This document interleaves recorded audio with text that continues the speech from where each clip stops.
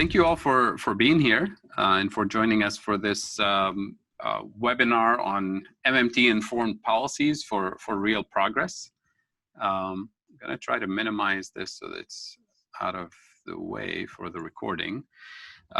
So my name is Fadhel Kaboub, and I'm happy to introduce friends and progressives who are interested in policies like the Green New Deal, Medicare for all, reparations, housing for all, and canceling student debt, and so on. All of these progressive policies, the bold progressive agenda, we're told it's too expensive, it's unaffordable, we don't have money, we can't afford it. And MMT, modern monetary theory, is the framework that allows us to mobilize and organize and implement really progressive policies without causing inflation, without bankrupting the country, without turning into a communist, dictatorship or whatever you hear in the news about, accusations about MMT.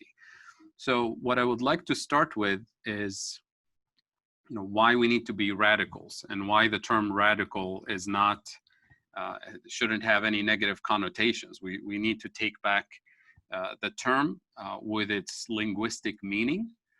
Because what we have today are deep structural problems: a climate crisis, an inequality crisis, a socioeconomic exclusion crisis, a dysfunctional political system, and we're told by the establishment that we should be looking for incremental, bipartisan, solutions.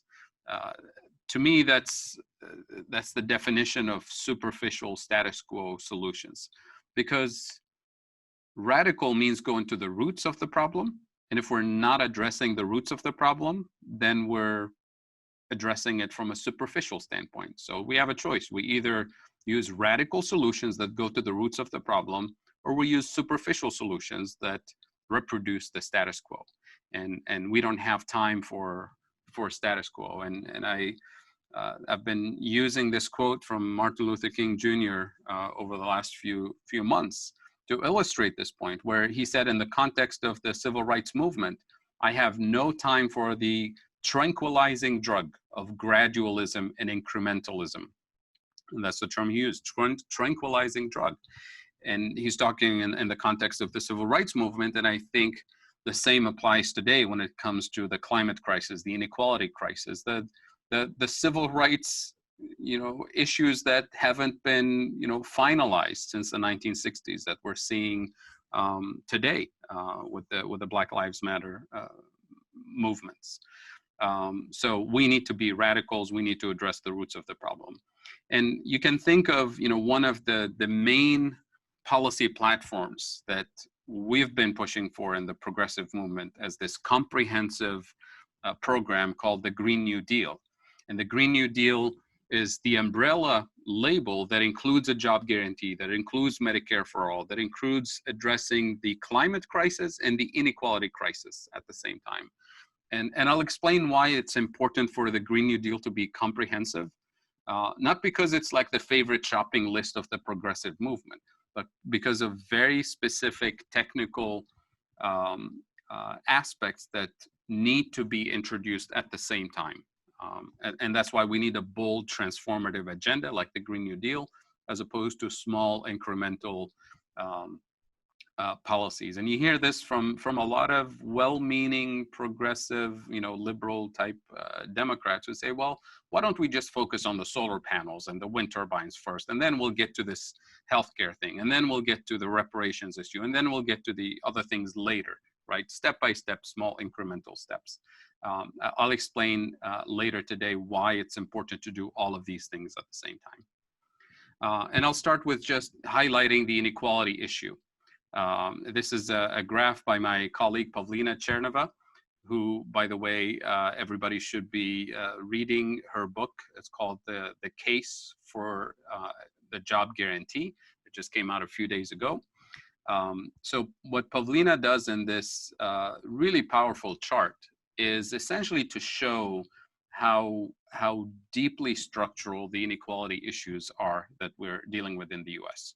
So I'll explain this because it's not a very intuitive picture to look at. So think of every recession we went through in the United States since the 1940s, 1950s. Every time we recover from a recession, so this is showing recoveries. This is showing who gains from the recovery. Is it the bottom 90% or is it the top 10%? So the bottom 90%, that's the blue bars. The top 10%, that's the red bars. So it used to be the case in the earlier days, in the 50s and 60s, that most of the gains from the recovery go to the bottom 90% of the population, which is what you would want, right? You want, the majority of the population to gain from the recovery. And then starting in the 60s and 70s, and accelerating to this day, you start seeing a huge shift of all the major gains from the recovery increasingly going to the top 10%. And then we get to a point here in the 1980s where the bottom 90% of the population is not even, sharing, so to speak, the gains from the recovery. And then this last one after 2008, and again, this is the recovery, not the recession. It turns out that the bottom 90% of the population has actually lost during the recovery, and the top 10% gained more than 100% of the gains from the recovery. So we're talking about a system that's sucking wealth to the top 10% and obviously to the top 1%. And now, as we're hopefully eventually getting out of this current pandemic crisis, economic crisis, I guarantee you that the picture we'll be looking at in a few years will be similar to this, if not worse. And the reason I'm saying this is because we haven't done anything structural to change the way we distribute wealth in this country. So it keeps accelerating in the wrong direction.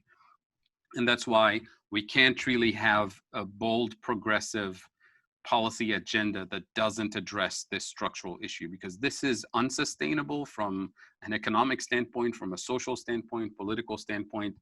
This will blow up eventually. And we want a Green New Deal that has the issue of inequality at the center of its policy platform. So what is the Green New Deal? It's federally funded. It's very important. And this is where MMT comes in, that explains how the federal government can afford a bold and expensive, employment program and a climate program and health program and so on. It's locally implemented in a decentralized way. So at the local level, communities will decide what are the priorities, and because the priorities in Washington, the priorities in Ohio, the priorities in Nevada are not going to be the same. So it has to be locally implemented, federally funded. It has to be urban and rural.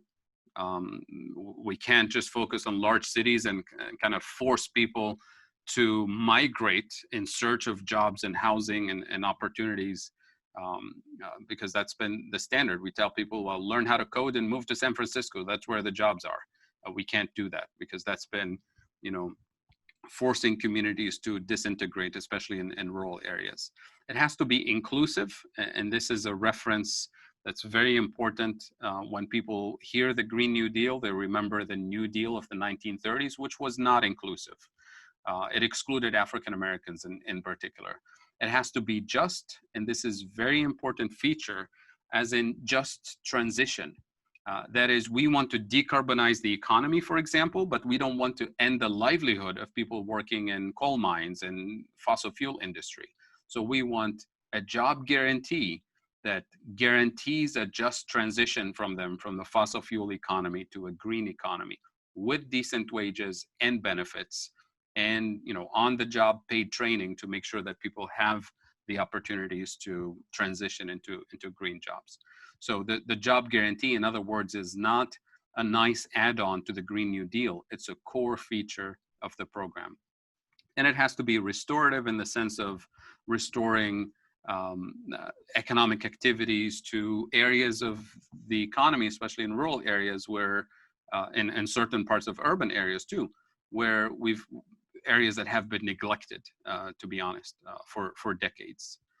And restoring the social fabric that goes with economic activity and goes with community development. It has to be comprehensive and permanent. In other words, we can't just say, well, let's do solar panels and wind turbines and worry about the other things later. It has to be permanent in the sense that we can't just push for this for 2 or 3 years or for 4 years during, you know, a particular presidential, you know, somebody's in the White House and happens to be a big fan of Green New Deal or whatever, and then give up on the idea.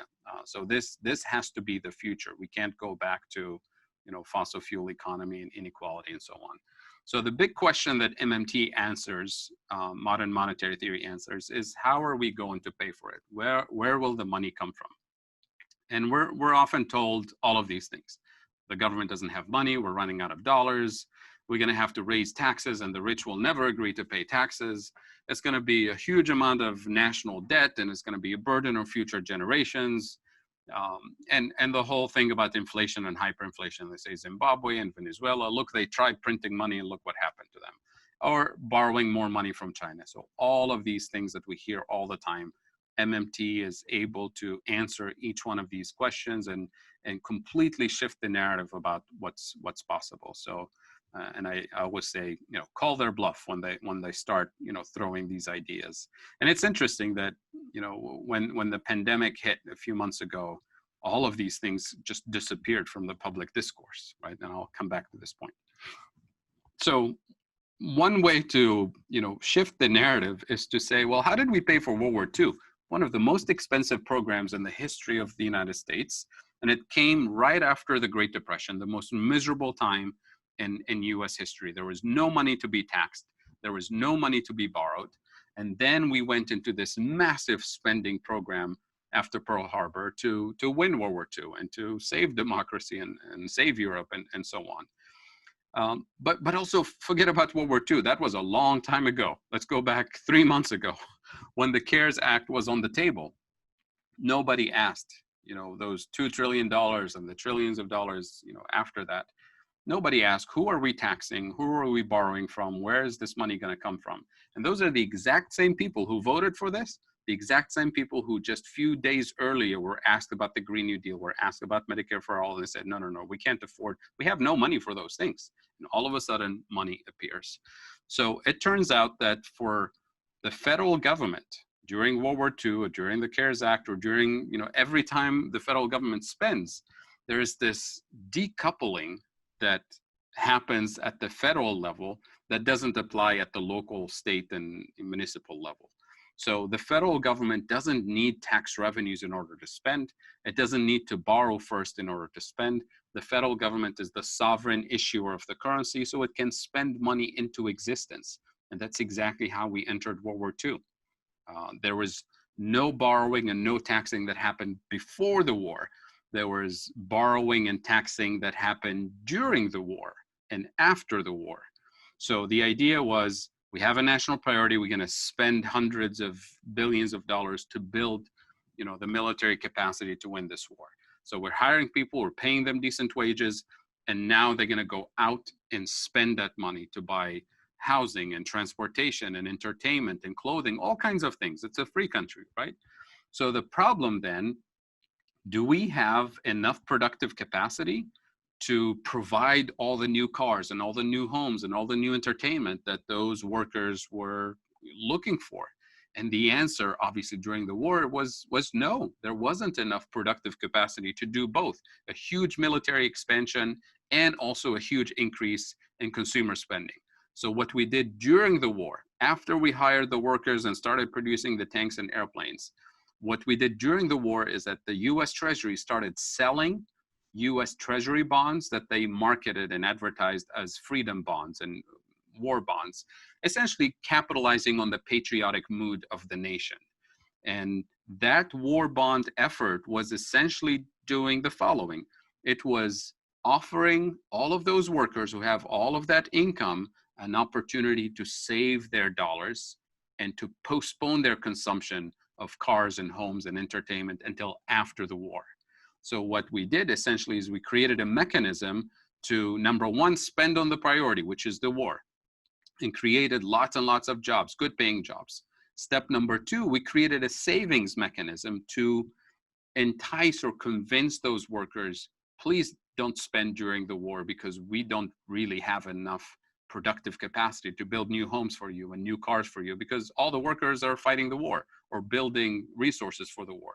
So postpone your consumption, buy this US Treasury bond, hold on to it for 10 years, and the federal government guarantees that they'll pay you back your initial investment plus interest guaranteed.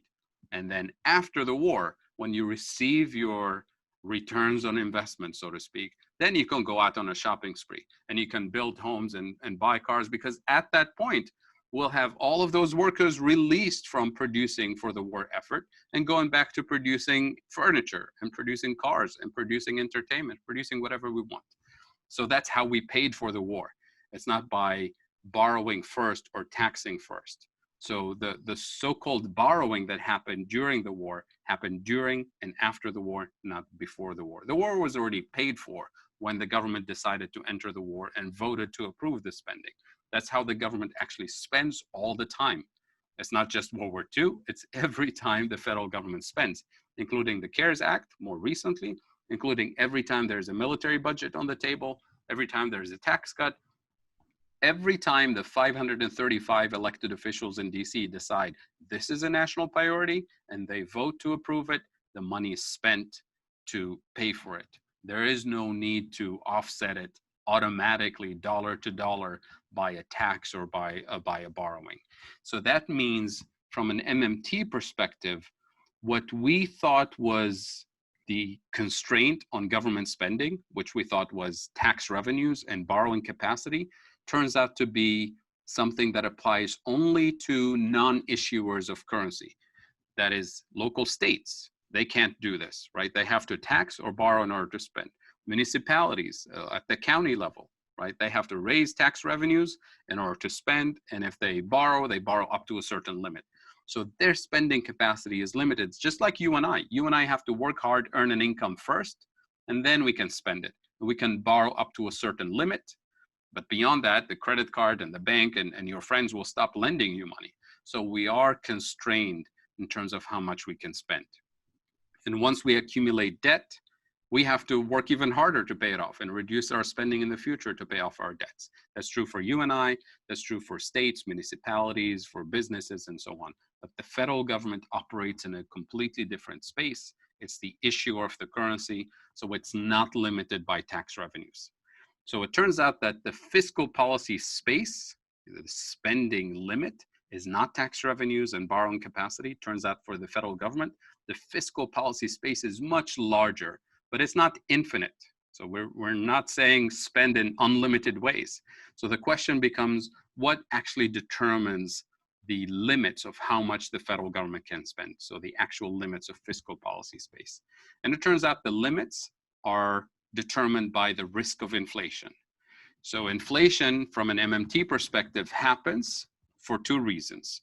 The main reason is when you have a shortage of productive capacity. In other words, we run out of machines and skilled workers and raw materials. So then we're demanding more of those resources, but we run out, so prices start to go up and causes inflation. The good news about that kind of shortage of productive capacity, there's two pieces of good news. Number one, in the US, we have plenty of productive capacity, unused productive capacity. Number two, where we have potential shortages of productive capacity is producible. We can train people, we can build more technology, we can build more resources, we can invest more in research and development to expand our productive capacity limits. So that's the easy part to deal with industrial planning and strategic planning. The second part that causes inflation and limits how much the government can spend is market power by big pharma and Wall Street and real estate developers and fossil fuel companies that are powerful enough to control and dominate a particular segment of the market to the point where they can raise prices because nobody else can compete with them. And that kind of inflation, we're not going to get rid of it by spending more or spending less. You get rid of it by taxing and regulating their market power out of existence. And that's where democracy comes in. If you have 535 elected officials who know what their responsibility is, and they tax and regulate for the purpose of making those markets more competitive, then we all of a sudden increase our fiscal policy space to get all kinds of things like healthcare, like education, and so on. But if we have 535 people who, or the majority of them, who don't take that responsibility seriously because they get campaign contributions from big pharma and Wall Street and so on, then they have no incentive to go after, corrupt, price setters, abusive price setters, and the market. And as a result, they allow that kind of inflation to dominate, and they shrink our fiscal policy space. And this is where we can't really do the progressive policy agenda without addressing that part, because that limits our spending capacity. So Congress has the power of the purse. It's in the Constitution, where everybody agrees on this. So what we have, number one, is that Congress, federal government, is not the same as you and I. It's not a household. Spending, as I just said, is not constrained by tax revenues, but it's constrained by that inflation risk that I just described. That inflation is determined by, number one, productive capacity, number two, that market power that I just described, where price setters and corruption with the political system allows them to cause inflation. So what we're looking at here is a paradigm shift in terms of how we use that power of the purse, and what we as citizens should demand from our government, and how the government uses that power, right? Because it's a democracy, right? Or at least we hope that this is a democracy. So in a democracy where you have a government of the people, by the people, for the people, those 535 officials who have the power of the purse, they should use it to serve the people, the needs of the people, not the needs of big pharma, not the needs of super PACs and so on. So this is fundamentally about democracy. So what about taxes? We hear this a lot from people who misinterpret and misread and abuse their position to claim that MMT claims that there's no need for taxes. The government doesn't need taxes. This is absolutely wrong. If anything, MMT argues that we decouple the spending function from the taxation. So what should we tax if we decouple the spending from taxing? We should spend first on the national priorities: healthcare, education, environmental issues, whatever the national priority we as a democratic society agree on.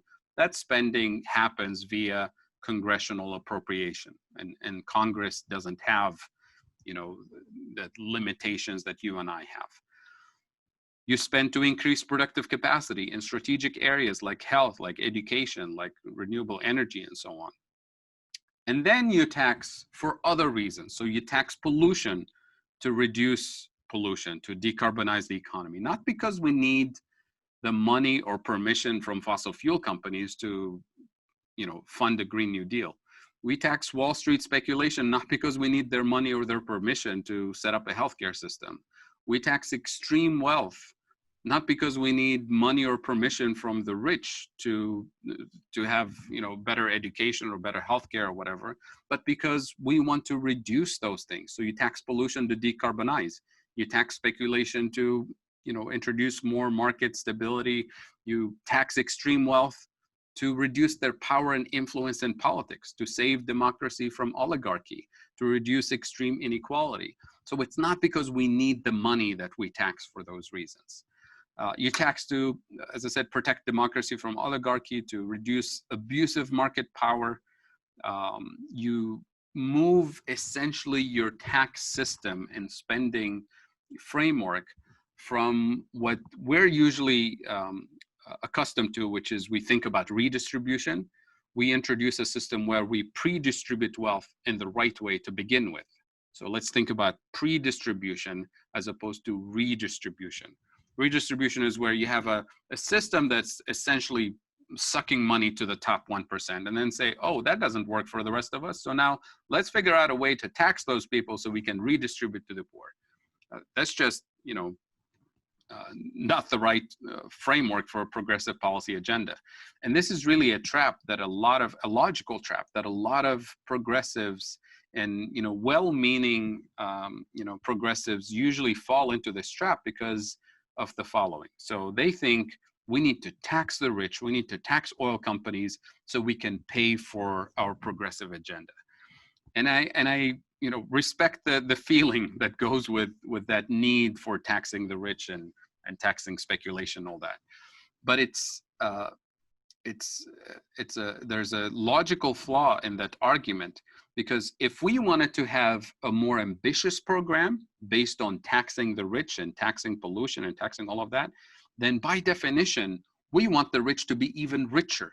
We want polluters to be even richer and more powerful. We want the Wall Street to be even wealthier and more powerful so that we can tax a little bit of their wealth to have a more ambitious public health program and educational program. That's just not the right way to do it, because if they're wealthier and more powerful, they're not going to give you what you want. If anything, you want to tax them to reduce their power and influence in politics, not because you need their money. The other thing to think about is, if we have a tax system that is set up to fund progressive policies, let's say we tax smoking so that we can fund hospitals, right? And a lot of countries do this, by the way. Then if you are successful in your attempt to reduce smoking for young people and so on for health reasons, you kill your source of revenue for funding hospitals. That's just like shooting yourself in the foot. So what you want is, you want a taxation system that doesn't generate revenues. If anything, a successful public health program that aims at taxing smoking should produce zero tax revenues. That will be success because you've stopped smoking, right? Same thing with pollution. You don't want to tax pollution to generate revenues to fund green programs, because then if you're actually successful, you actually eliminate the source of funding. And if you're not successful, you generate a lot of dollar revenues from tons and tons of additional pollution that's taking place. And that just defeats the whole purpose. So we need to decouple the taxing from spending and set our priorities straight and know why we're taxing for what reason. And regulation is extremely important. So regulate market to reduce the success of market power, to reduce price setting behavior, to reduce corruption, to reduce pollution. Regulation is just as important as taxation. Hashtag goals. The question of affordability. We need to shift the narrative about what is affordable. Is this affordable? Right? Are we actually measuring the costs associated with pollution? Is this affordable? These are pictures from Pennsylvania from a few months ago. These are the fires in California, the floods in the Midwest. Is this affordable, right? So when it comes to measuring progress or measuring economic activity, economists rely on this metric called GDP, gross domestic product, which essentially measures the total dollar amount of all goods and services produced within a year. And as that number grows from year to year, we call it economic growth, and gets celebrated on TV. We say, yay, 2% more economic growth. The problem with this is that you can see, GDP has been growing for decades, right? Every now and then we have a little recession here and there, and it flattens a little bit and then picks back up. But it turns out that this economic growth, this metric, measures all kinds of negative things that you and I don't enjoy. For example, every time there's an oil spill that destroys the environment and creates so much pollution, pollutes the water and destroys the land, we spend hundreds of millions of dollars to clean up that oil spill. All of that spending on cleaning up the oil spill shows up as a positive number in GDP, so it adds to economic growth. But that same increase in economic growth doesn't take into account what you've just destroyed, the water source, the land, the air quality. There's no way for GDP to capture those negative effects. It only captures the positive effects. Every time we spend a dollar, it gets counted. So GDP is not a qualitative measure, it's a quantitative measure. GDP, for example, includes all the cancer treatment, right? Not that we're saying we shouldn't have cancer treatment, but the more pollution we have, the more asthma cases we have in the country, the more diabetes cases we have in the country, the more people go through painful, chemotherapies and so on. All of that spending, hospital bills and prescription drugs and, CT scans and all of that shows up as positive numbers in GDP. So what ecological economists and other economists have done is take this GDP number and then start stripping all of these negative things out of it to get to the pure kind of quality of life indicator that's built into economic activity. And that indicator is called Genuine Progress Indicator, or GPI. And these are the numbers. This is GPI for the last 40 years. It's been essentially flat.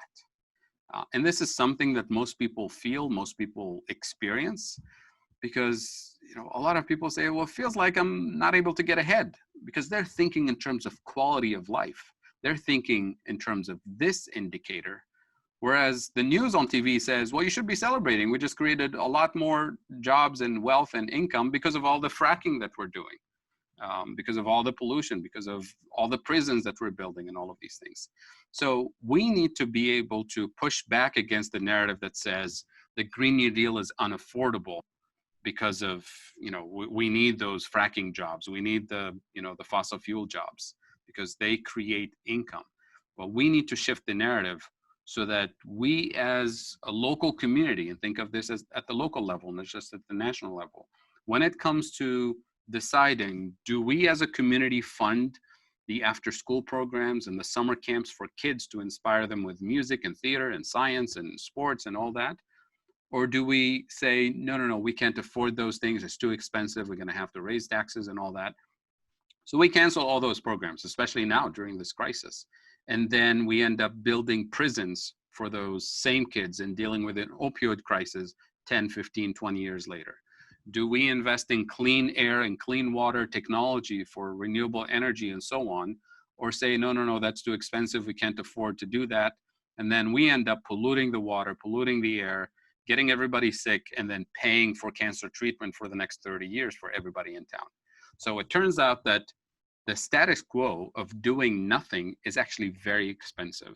And what we're proposing is actually the more reasonable, common sense, cheaper perspective in the long term, not just financially, but in terms of preserving quality of life, improving quality of life, and avoiding all kinds of economic pain and social and family pain for all the negative effects that happen when we go the cheap way and preserve the status quo. So we need to push to change the narrative about what really matters in the economy. And then finally, I want to close with a couple of points about inflation that are extremely important. And that gets me to the idea of why we need to have a job guarantee, Medicare for all, homes for all, and so on as part of the Green New Deal. So, and this has to do with inflation. And I'll start with the mainstream understanding of inflation. And in the last 12 years, the entire establishment of the economics profession, from the Fed to the European Central Bank, major economists have essentially admitted, they said, we have no valid or no reliable theory of inflation. In other words, translation in plain English, they're saying we have no idea what causes inflation, because they thought big government deficits, a large national debt, all of these things will cause hyperinflation. And we've seen this for the last 12 years. We've seen this in Japan since the 1990s. Massive amount of deficits in Japan, and yet no inflation.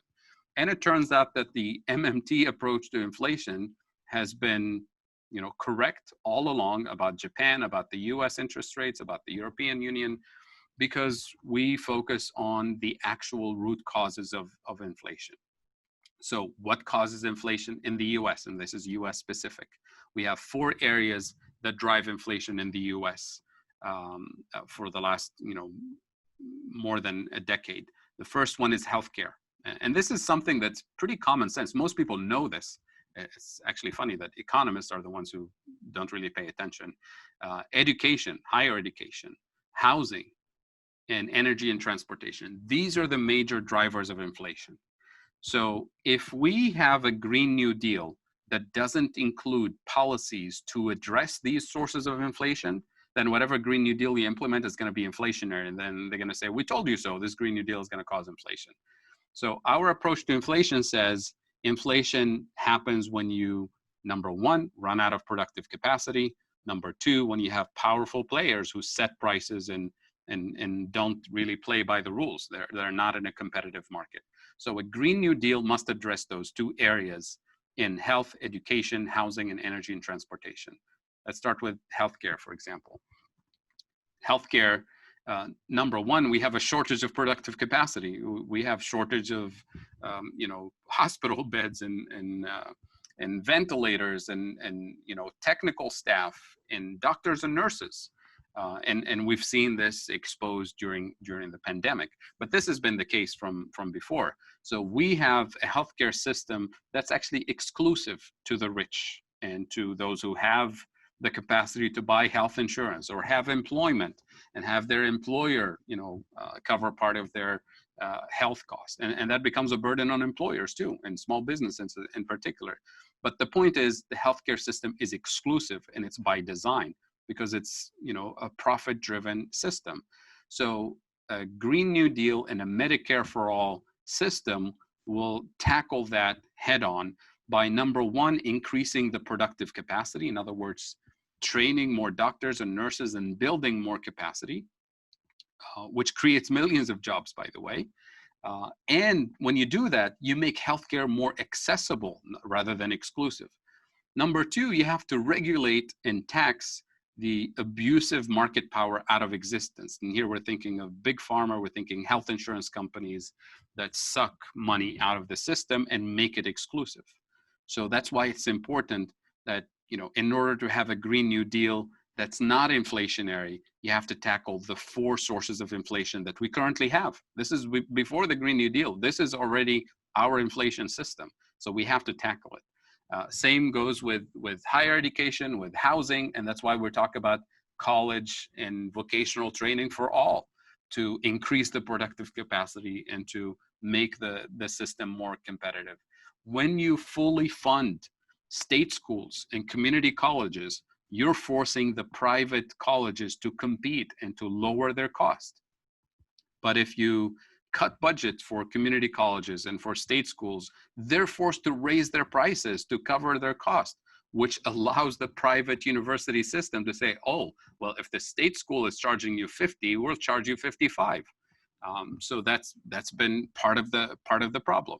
Housing, when you have a shortage of housing units and affordable housing in particular, and you allow real estate developers to speculate in land and speculate in property prices, then we're going to have a housing crisis, and it's going to be exclusive again to the upper middle class and those who can afford it. So that's why we have a home guarantee and rent control system plugged into the Green New Deal. Energy and transportation, obviously, that's why we want to decarbonize. That's why we want the Green New Deal in the first place. Number one, to increase the productive capacity of the renewable energy infrastructure. Number two, to reduce the power and influence of the fossil fuel companies, of the oil companies, of the powerful energy companies in the system. So again, the Green New Deal is not just a thing that has this favorite shopping list of the progressive movement. These features are in the Green New Deal to make sure that we don't cause inflation, to make sure that we democratize the market, to make sure that we make all of these life-saving services, these human rights, actually accessible to everybody. So that's how we deal with inflation, and that's why we need a comprehensive Green New Deal program that tackles these issues and truly transforms the economy from an environmental, ecological standpoint, but also from a quality of life, from an inequality standpoint, and from a socioeconomic exclusion standpoint, because this is all about exclusion. So market power and productive capacity are the big things that we need to focus on.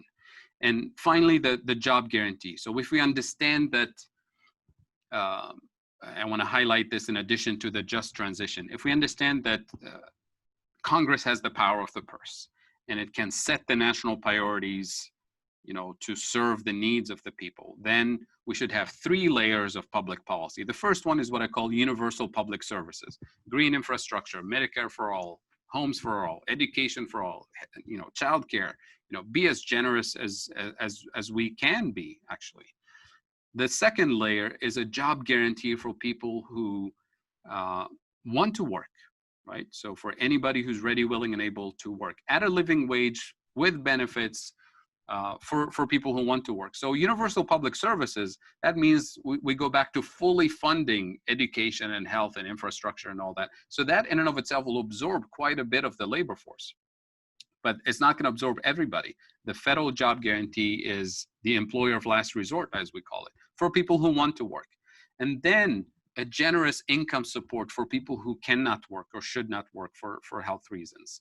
And by the way, during the pandemic, people started saying, oh, we don't need a job guarantee. Look at all these people we sent home and they don't need to work. We need a universal basic income to support them. And in my mind, that's part of the job guarantee, because during a pandemic, the most important job that you can do if you can't work remotely, or if you're not required to be in the workplace physically, like a nurse or a doctor and so on, your most important job is to stay home and to minimize the spread of the virus.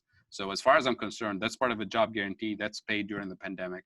But that also highlights the need for infrastructure, especially telecommunication infrastructure, and the broadband infrastructure that we've noticed in the last few weeks has been deficient, especially in rural areas, where if we want to transition to a system where we deal with these pandemics on a regular basis and we have to shut down and work remotely, then we better build the infrastructure for it. Plus, there's all kinds of other jobs that can be done and have been taking place right now during the pandemic that actually require a massive amount of people to work remotely.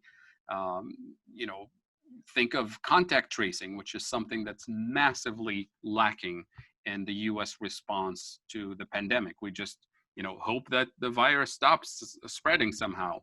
Whereas in other countries, this has been one of the most important critical pieces of fighting the virus is contact tracing, where you have a small army of people essentially tracing, who spread the virus to whom and who was, interacting with them, and making sure that we isolate individuals and limit the spread of the virus. Wellness checks. Elderly people have been isolated for weeks now in either nursing homes or in their own homes. You can have a small army of wellness check people, via Zoom or Skype or by phone or, outside their door from the window or whatever, just to make sure that we're taking care of the elderly, we're taking care of kids. Wellness checks is not just for elderly people, it's for people who live in abusive homes, people who struggle with mental health issues. This is what a caring society can afford to do, and that should be paid at living wages and benefits and so on. So we should be able to transition to a system where we can have this level of flexibility to deal with serious crises and focus our attention on what matters the most. And I'd like to invite everybody to sign the job guarantee statement that our colleagues at Policy Link and Modern Money Network have put out. So just check it out at jobguaranteenow.org. And then finally, I'd like to thank you for your time and for your interest in this webinar. And I'm happy to answer any questions and engage in conversation about MMT, political platforms with the use of MMT-informed policies, and just thinking strategically. How do we communicate these ideas to the broader public, to constituents, to policymakers? So thank you.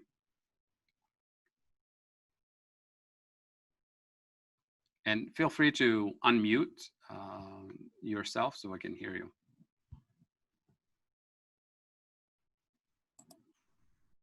I have a question. Yes. I have never heard of the GPI, and I'm wondering why. Why have I not heard of it? Good question, because for the most part, it hasn't been produced as a statistic systematically. There's been a few studies here and there. You find it, done but not updated, because it's producing the GDP statistics is a massive amount of work, and producing GPI is also a massive amount of data work. But we at the Global Institute for Sustainable Prosperity, one of our colleagues is Philip Lawn, who's an ecological economist, an MMT economist from Australia. He's the expert on GPI calculations, one of the experts, I should say. And we are in the process of trying to pull together some financial resources to calculate GPI historically for the United States, but also to do it for every single state. And we want to be in a position to update those numbers every quarter. When the new GDP numbers come out, we're going to counter and produce our own numbers. And to me, this is very important. That's why I'm really trying as best as I can to raise the resources to have a research team dedicated to this and to make it available to the public for free. Because when you are a policymaker or an informed citizen, and you have a color-coded picture, just like the one I showed you, that says, this is what economic growth is. This is the stuff that gets celebrated on TV, and politicians always say, vote for me and I'll bring more economic growth, right? And then this is where quality of life, which is what most constituents care about. When you have a color-coded picture like that, it's very empowering for citizens to push back, for activists to say, we demand investments that lift up the GDP line as opposed to just the GPI line. Because then the question becomes, what are the investments that will actually improve my quality of life? And the list of policies will just be laid on the table. And that's essentially the Green New Deal. That's investing in renewable energy as opposed to pollution. That's investing in after-school programs as opposed to prisons. That's investing in, better healthcare system as opposed to, money being sucked to insurance companies and so on. So the short answer, you'll find bits and pieces of studies that are not comprehensive and not consistent from all over the world, including here in the US. But we want to produce a comprehensive, reliable and continuous data set that gets updated, on a regular basis. And Philip also has done tons of these studies for different countries, and he's on a mission to do this for every single country on the planet. That sounds fantastic, and I can't wait to see more of it. Absolutely. Also, go ahead. Go ahead, Isi. Also, I was wondering, how can we put some more momentum in changing the narrative when Wall Street is funding most of our elected officials? I know we've had a lot of success recently with brand new Congress, Justice Democrats, and our revolution, and supporting these winning progressive candidates, especially very, very recently. Right. So we need to do more of that, but that's going to be, I think, an uphill battle, right? With Wall Street still able to fund so many candidates. Absolutely. Nobody said it's easy. That's why we call it a struggle. And guess what? They're not gonna, hand this over to us and say, well, now you guys take over. But we're all engaged in a political process, in a democratic process. And the more clarity of vision we have for what the possibilities are and what the power structure looks like, the better equipped we're going to be to reclaim the democratic process. Because if we fall into the establishment narrative that says, well, we need money from Wall Street to fund elections, to pay for healthcare, to pay for education, be nice to them. They're generous and they're providing all of this support. So you should be, happy and celebrate and, vote for their candidates. Then we're going to fail, right? But if we have a narrative that says, wait a minute, we have the power of the purse. You're the elected official who's supposed to represent me and the rest of us, a government of the people, by the people, for the people. And you're claiming that you can't spend because it's going to cause inflation. Well, number one, we know this is false. Number two, we know what actually causes inflation. It's shortage of productive capacity, which we can create by spending more and building more productive capacity. And it's market power by those same people you claim are helping your political campaigns and progressive agenda and all that. So we're going to go after them by taxing and regulating their market power out of existence. And that puts you, the political representative, in the middle of this thing where, are you representing the people or are you representing Big Pharma? And then we can, build a progressive movement with candidates who are committed to unseating anybody who doesn't believe in a government of the people, by the people, for the people. And that's what it takes. So I think the MMT framework provides this analytical lens that exposes the corruption in the system, and exposes the possibilities that we have in this country, and exposes who's actually standing in the way. And it turns out the people who are standing in the way are elected officials, they're lobbyists, they're donors, and the media, mainstream media agencies that spin their stories. I think that was a good point you just made about the people. We, the people, have to we have to begin confronting our elected national representatives that aren't representing us, and confront them, just like you said, by saying, hey, we know how this system works. We know how this works. Right. And it's not that we can't afford it. Right. It's that it's a choice. And it starts by informing and empowering constituents, because if we're not informed, then we fall for the same trap. We say, well, let's tax Wall Street so we can have a little bit of healthcare. And then you get a little bit of healthcare. But what we're talking about is truly transforming the way we pay for things and the way we distribute power in the system. I think that's one thing I really like to see. Whoever's speaking, you're muted a little bit. I can hardly hear you. Just get closer to the microphone, maybe. Okay, is that better? Yeah. Okay.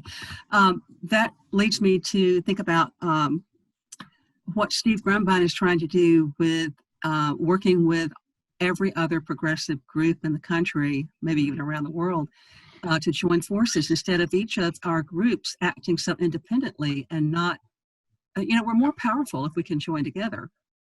Exactly. I mean, the thing about so many of our progressive friends in the environmental movement and the civil rights movement and, the Medicare for All movement, these are wonderful groups fighting for the right issues, but without the MMT lens that exposes how the system works, that could, put their campaigns and their mission essentially on fire, right? Once you have the MMT thing, then you realize it's an intersectional thing, that we're all fighting for the same, progressive policies. I think that's extremely important. And that's why I insist in the last few slides on connecting the dots between all of those, the groups that are fighting for health, the groups that are fighting for home guarantee and rent control, all of these things. This is all part of one single piece. And if we just fight for one and kind of win a little bit here and lose a little bit there, we haven't really changed the system. And I think MMT allows us to connect the dots between the spending capacity and the bold progressive policies, and then the power and corruption in the system that creates that obstacle. Fadhel, may I ask you to list again what is measured in the Prosperity Index? So the reason I like that GPI index, Genuine Progress Indicator, is because it's sort of the closest cousin to GDP. There's all kinds of measures of quality of life. There's something called Human Development Index. There's Human Development Index that's adjusted to inequality and gender thing. But GPI starts with the actual GDP number, the actual misleading number that everybody uses, and then starts stripping away the negative things from it, like the effects of pollution, like environmental destruction. And then it starts adding to it things that we should value, like volunteer work, right? Like, caring for the elderly, like caring for children. So it's not a perfect estimate, but it allows us to add things to our quality of life that the market ignores, that the economy ignores. Because GDP, if I volunteer to help, a community center, build a rooftop for the homeless shelter, If I volunteer to help set up, solar panels on the rooftop, all of my labor and professional skills are, donated essentially for free. But if I do the exact same job, working construction, putting the roof on and putting the solar panels, I get paid, I don't know, $50,000 a year. And that $50,000 shows up in GDP. And what we're saying is, well, that quality of life improvement that we just did by building a homeless shelter and putting a solar panel on it is very valuable improvement of quality of life that the market, that the economy ignores. So GPI includes things that should be included and then remove things that should be removed, like pollution, like, negative impacts on health, like building prisons, all of these things that, and it's a methodology that is constantly being refined based on the availability of data. For example, in developing countries, it's really hard to do this because a lot of economic activity is actually informal. So you have lots of street vendors, for example, that, economic activity that's legal, productive, useful, but is not really fully reported because it doesn't go through the taxation and government accounts and so on.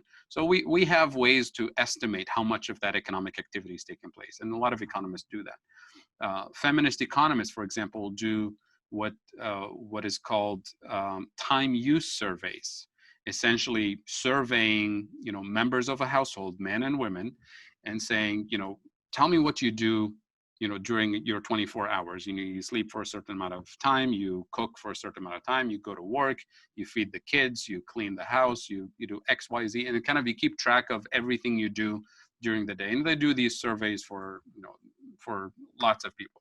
And then you realize that it turns out that a lot of useful, productive economic activity takes place in the home is done by women, is an unpaid, right? So GPI would take that into account and give it economic value and quality of life value. And a lot of feminist economists, including, MMT and job guarantee economists, argue that that work should be paid. Caring for children, caring for the elderly, caring for a family, both by men and women, but it's mostly done by women, as most people realize. So it's really trying to get to the essence of our quality of life and in all the possible ways that we can account for, given the availability of information and data that we have. I learned from you about the fact that when you have a debt, when you owe on a credit card, that's actually considered a plus for the GDP. Yeah, the more interest you pay, the more economic growth happens. Yeah. I'm sorry, Edison pointed out that we should be using stack, and I asked my question without realizing that some other people had questions. I'm not following all the chat box questions. So maybe if Roseanne or anybody else wants to moderate, please go for it. Go ahead, Rosie, you want to do that?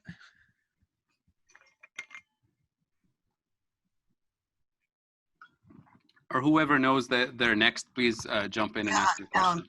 Tyler, you wanted to ask about the what we can do now on the state and municipal level. Can you unmute yourself?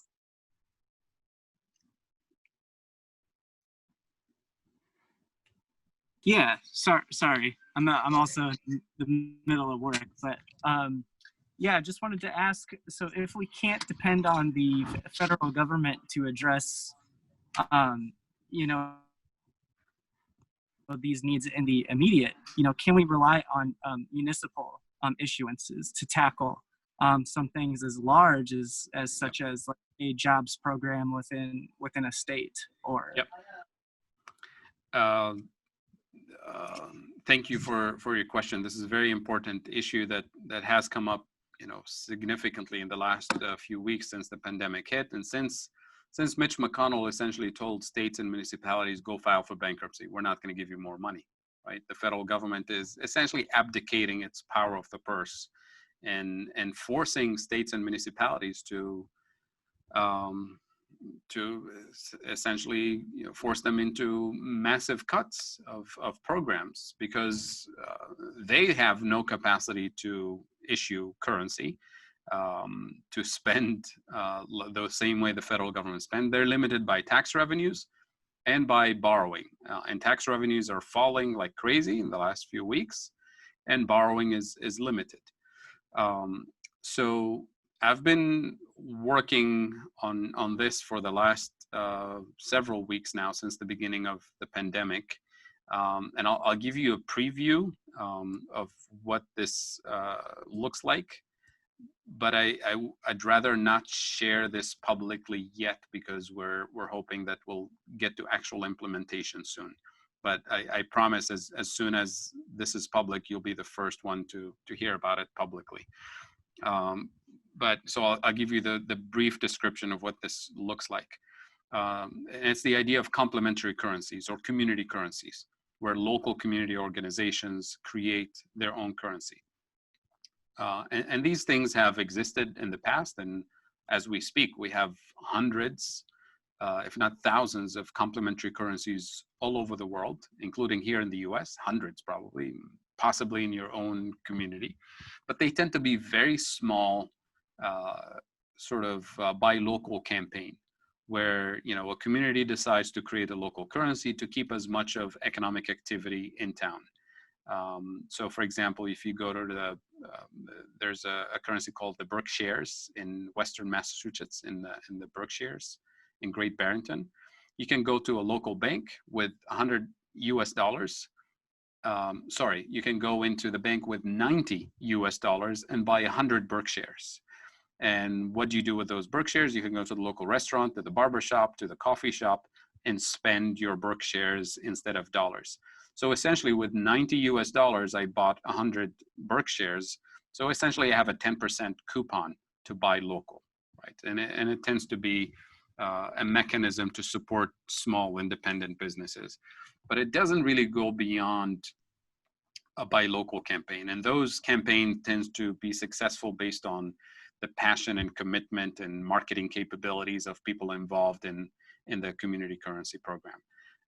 So the plan that I'm working on starts with that simple idea and then plugs in quite a bit of the MMT principles to it to make it go into a larger scale at the city or even state level.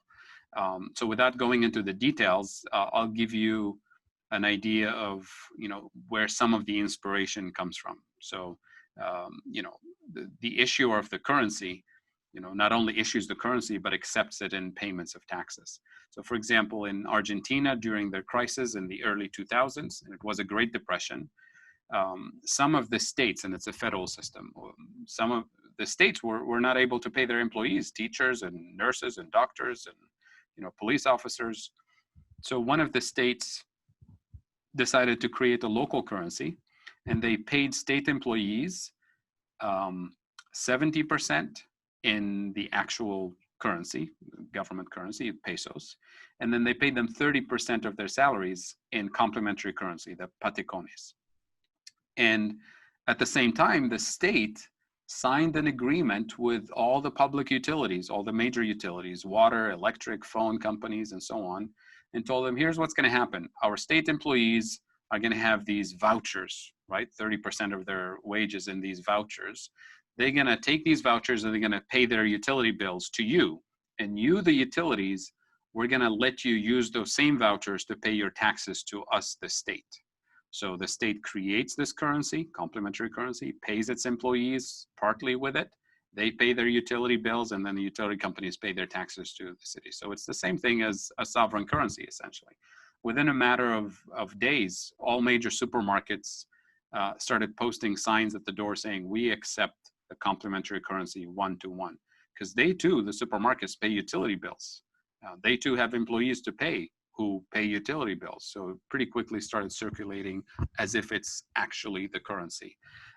So we're borrowing from that model, which demonstrates the MMT principle of the importance of taxation to give sovereign currency its value, to design a complementary currency system that will work effectively on a large scale in states and municipalities. There's lots of other components of this, but this is essentially a preview of what's to come, hopefully. Awesome. Thank you very much. Thank you. Fadhel, John had a question, wanting to know what your view was on using thorium energy as part of a Green New Deal. I cannot claim expertise on it. I've heard of it, but I can't, give you my full endorsement. I'm all for new technologies and possibilities, but it's really not on my list of expertise. Thank you for the question, though. And I think we have someone who just came into Real Progressives that does a lot of scientific work. And so I will get the two of them to meet each other and Great. talk about that, and we'll share that with you. Absolutely. Thank you. Each one teach one and call their bluff. Call their bluff. Yes. I got a quick question. Well, first of all, Fadhel, thank you very much for putting this together. It was wonderful. It was a wonderful seminar. I learned a lot from this. My question here is, I love the part where you're mentioning that those who hold market power are the price setters, and the way to prevent monopolies and pollution is to regulate and to ensure that these people, these bodies, to say, do not overpower a market and basically terrorize a population economically. However, one question that I find here is, like, I'm supporting a candidate, Liam O'Mara.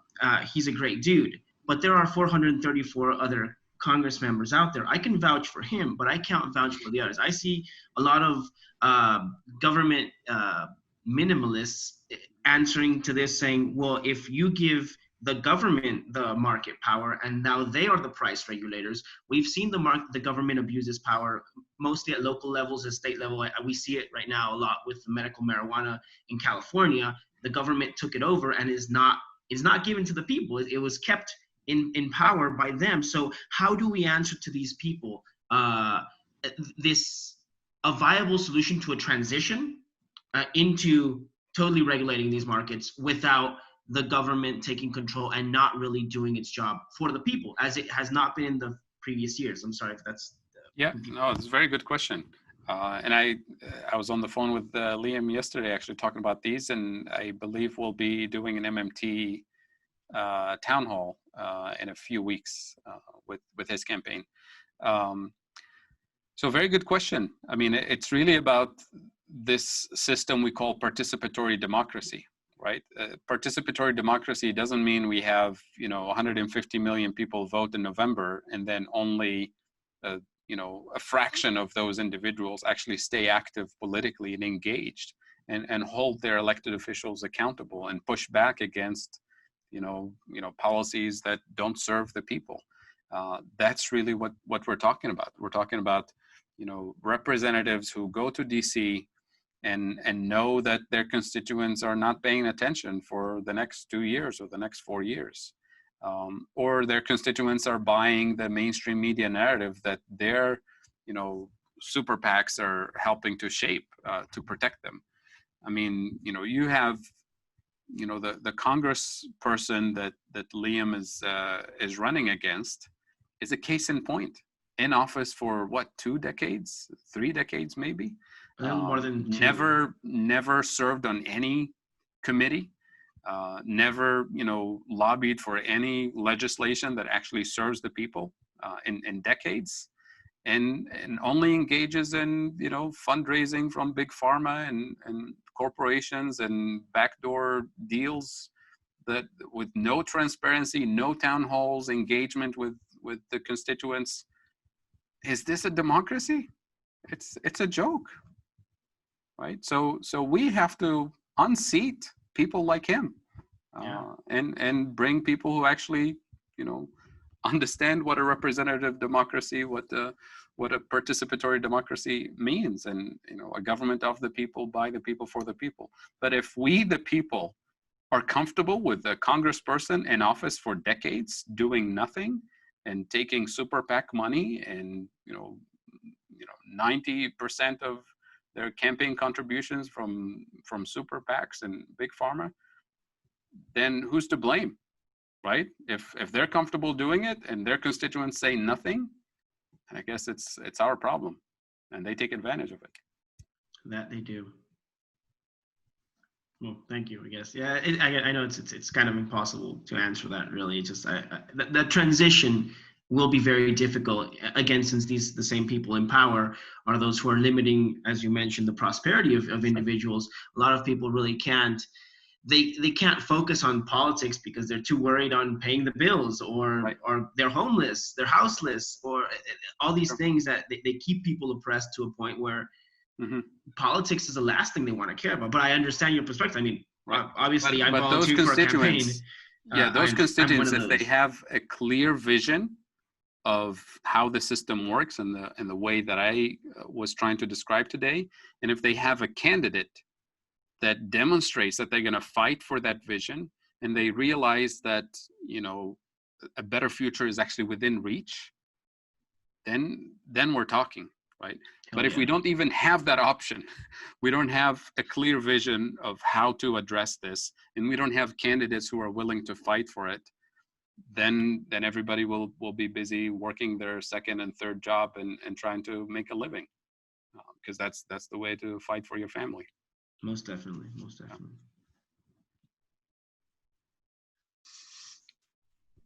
Okay, Fadhel, do you want to, we'll end with just a final question. Have you seen some of the candidates that you've worked with in brand new Congress? I know some of them have been elected or won their primaries. Have you gotten any recent news about where some of those people might be? No, because as you know, if you're involved in any of these campaigns, the big fight right now is getting the votes to in November. So it's massive efforts and text banking and phone banking and trying to deal with the impossible canvassing situation that they can't do right now. But you know, we have a handful of really strong candidates who are running in different parts of the country. Jamal Bowman is essentially the next congressperson from his district, and I don't think it's going to be an issue.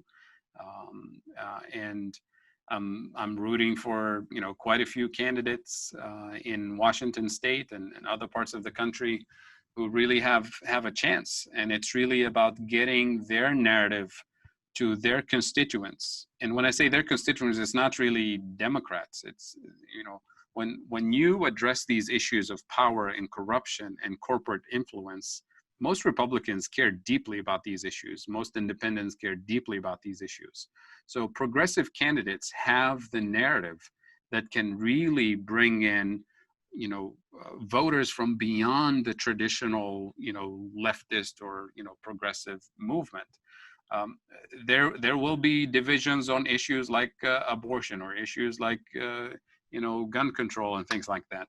But when people realize that, you know, the economic anxiety question is unpacked in this way that I just described today, they realize that, yes, you know, issues of religion and, you know, Second Amendment and these things are important to them, and we have to honor the fact that these things matter to people. But they realize that a lot of those issues have been used to divide we the people, and to, you know, scare voters away from pursuing their own economic interest and to support an agenda that's essentially serving the top 1%.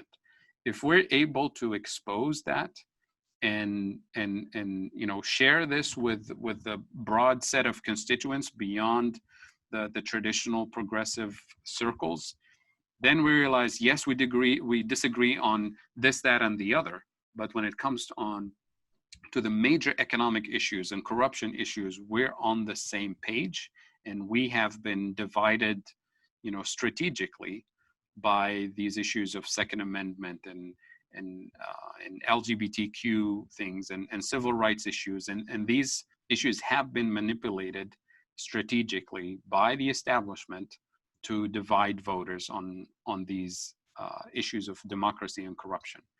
But the polling data is very clear, and you can see this on data for progress. You can see the data for every congressional district when they poll the progressive agenda, healthcare, education, rent control, corporate corruption, all of these things. And they give you the data for every congressional district by political affiliation, Democrats, Republicans, people who voted for Trump. You realize that the majority of these progressive policies are actually supported by Republicans, including a huge percentage of Trump supporters are on the same page when it comes to these issues. So if we're able to build a narrative that unites those groups on the key economic issues, and also acknowledges that, yeah, we might disagree on other things, but this is about your family, your quality of life, your economic interest, then I think we can transform the system. But it's not straightforward. It's not easy, obviously, and that's why we need as many progressive candidates running and pushing to change the narrative, engaging with their constituents, engaging with the media, engaging with their opponents, and kind of pulling them and cornering them on these particular questions during debates. Then we can expose, this to the general public and hopefully turn independents and Republicans and Democrats of all kinds to realize that we're all in this together when it comes to economic issues for the working class, for the middle class. Thank you so much, Fadhel.